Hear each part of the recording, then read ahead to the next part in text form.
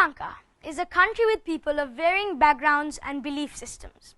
We collectively identify as Sri Lankans.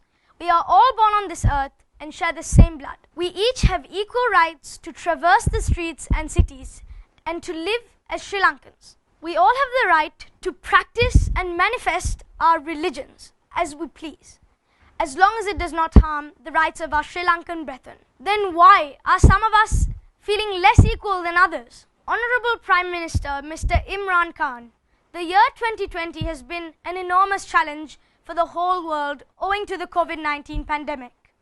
Sri Lanka too has suffered, and in these times, no Sri Lankan has to be a burden on the government. At the same time, the government too must not stand as a burden to its people. It is in this light that we Sri Lankans continue to be perplexed as to why the government denies the burial rights of COVID-19 victims. From the beginning of the pandemic, the World Health Organization has permitted the burial of those who have died from COVID-19. All over the world, the practice of burying or cremating is followed. Every person is allowed the option of choosing how they prefer to be disposed. The forced cremation policy, which prohibits burial, is only followed in Sri Lanka. If Sri Lanka followed internationally accepted scientific norms, it would only have been common knowledge that the prohibition of burial rites is unscientific, irrational, and hurts the sentiments of Muslims, Christians, and all Sri Lankans that consider burial of their dead sacred to their beliefs.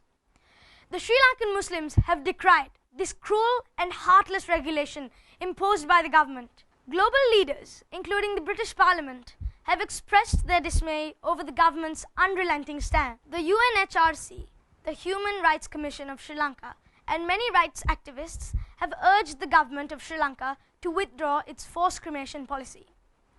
The government of Sri Lanka imposed the responsibility on a committee of experts, who eventually recommended that Sri Lanka can permit burials as long as certain criteria are met. Eventually, the same committee of experts refuted claims of waterborne transmission of the virus. These announcements renewed hope that the government would lift its forced cremation policy. Still, the government was unrelenting. It is on this note that the announcement of your proposed visit came to be cheered by all Sri Lankans alike. Many Sri Lankans rejoiced over the proposed state visit of the 1992 World Cup winning captain and globally renowned and universally loved Prime Minister of Pakistan. We are aware that your proposed address in the Parliament has been cancelled. This is most likely owing to the possibility of discourse on the matter of burial rights of the COVID dead arising in Parliament. We therefore hope that our appeal to you is heard. We hope that you will heed our request and take up our cause with our leaders. Honorable Imran Khan, you are one of the most respected and able heads of state in the world.